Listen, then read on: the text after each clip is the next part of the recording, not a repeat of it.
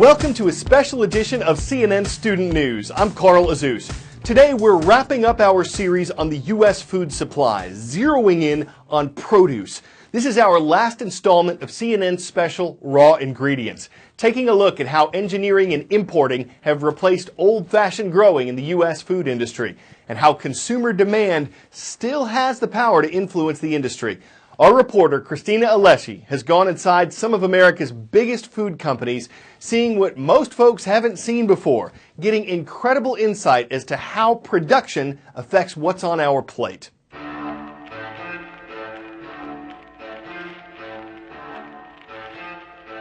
Salad. Americans are eating up to 5 times more leafy greens than they did 20 years ago. We're consuming 3 billion pounds a year. But our intensifying love affair with fresh produce is creating problems for farmers, for the environment, and even for our own health. 1 in 6 Americans, that's 48 million people, get sick from contaminated food each year. 3,000 die. Bet you think it's coming from undercooked meat and fish. Well, produce is actually responsible for about half of the illnesses. Any industry that wants to produce safe foods, they can do that. Dr. Mansoor Samadpour runs one of the nation's largest food safety consulting labs.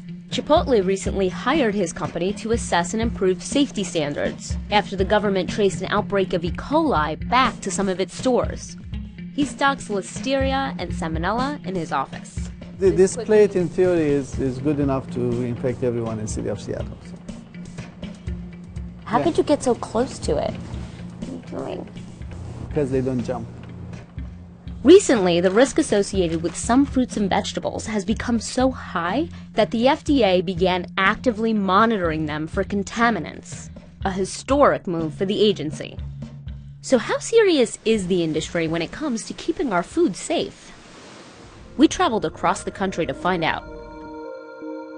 It's sunrise in Salinas Valley, California. This area is called the Salad Bowl of America, and for good reason. Its fields produce 60% of the leafy greens in the U.S. I think farmers are the backbone of this nation, to be honest. Climb up on this side, right? So this is water that did this? That cut this? Yeah, so it's a water knife with extreme amount of pressure. We're trying to attract better workers and a better working environment for our employees. Dirk's family has been farming this land for 4 generations. The amount of work that goes behind one head of lettuce is tremendous, and the basic consumer has no idea the intensity and the dedication to a 10-acre block of romaine. Farming this part of the world has gotten really rough. Farmers are fighting a drought, a labor shortage, and rising prices for land. Even some insiders say the industrial process is pushed to the brink. The president of Campbell's Fresh is one of them. What is the state of the food system? I would say that it's highly stressed.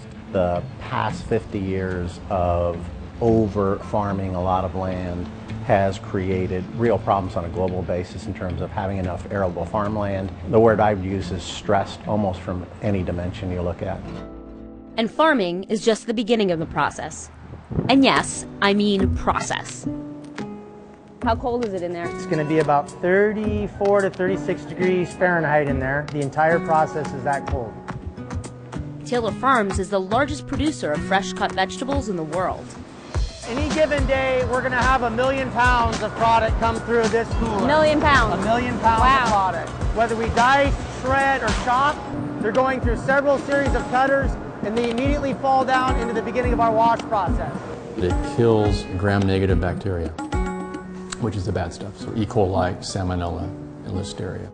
Taylor spent millions on the so-called smartwash system after spinach from another California company caused 200 people to get sick and killed 3. We can't eliminate it. There's no kill step in our industry yet because it's still a fresh product, so you can't cook it or microwave it or do something like that. How much of a setback was the outbreak in 2006 of E. coli? I think that was a wake-up call. Beyond the human cost, it was a $350 million setback for the industry. The current assumption is that the food is safe until proven otherwise. We have made a lot of people sick over the years. You may be asking, how does a bacteria like E. coli or Salmonella end up in your leafy greens? It could be a variety of ways, but the most common answer is waste. Manure is used to fertilize crops. Animals, like rodents or birds, pick up the bacteria and then carry it into produce fields. People really need to kind of understand what they are eating, where it has been grown. You're planning to travel to a country and they say, when you go there, don't eat salads and don't drink water. And then you find out that your salad is coming from that place.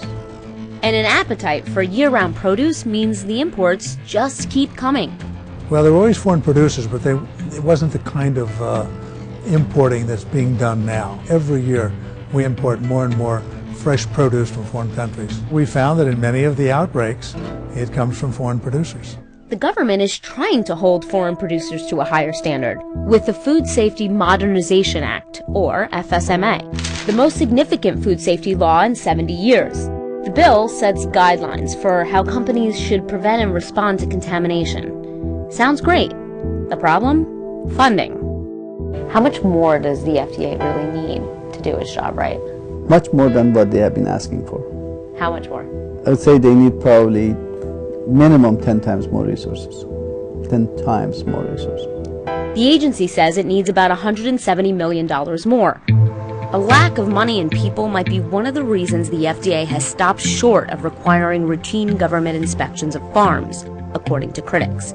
Instead, it relies on third-party auditors. But the agency says the new law gives the industry an accountability that didn't exist before. The goal, it says, is getting safer food to you. But with 48 million people getting sick each year and an estimated $77 billion in costs, the price of failure is high. Fresh food.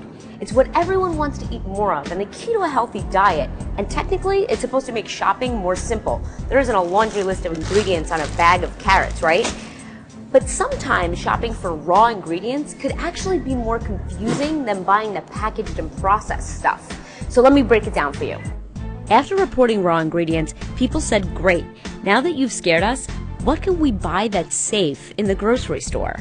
Should you buy organic produce? Well, it kind of depends. The government tracks chemical residues on our fruits and vegetables. The worst culprits? Apples, berries, cucumbers, and spinach. It might be worth paying a premium for those, or you could stick to fruits and vegetables that have fewer chemical deposits. Think onions, sweet corn, cabbage, and eggplant. The cleanest? Avocados. There is an emerging alternative, hydroponics, growing produce without soil, which is supposed to be much cleaner than an open field. Fish, you want it low in contaminants and high in omega-3s, the good fatty acids. Seafood like mackerel, shrimp, and wild salmon. Or look for pole-caught fish. Those tend to be younger, so they've spent less time exposed to toxins. But what if your local store only stocks farm-raised salmon? Those can be higher in industrial chemicals stored in fish fat, but experts say you can remove most of the bad stuff by trimming away or cooking off the fat. But enough with the veggies and fish. How about the meat?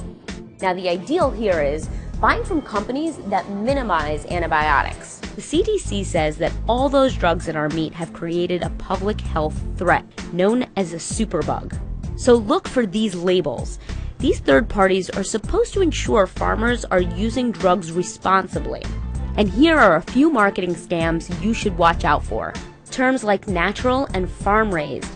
Those don't tell customers whether living conditions for the animals are horrendous or pristine. And while hormone-free chicken sounds great, the FDA bans those in chickens, turkeys, and hogs. Bottom line, eat fresh food. Just ask a few more questions.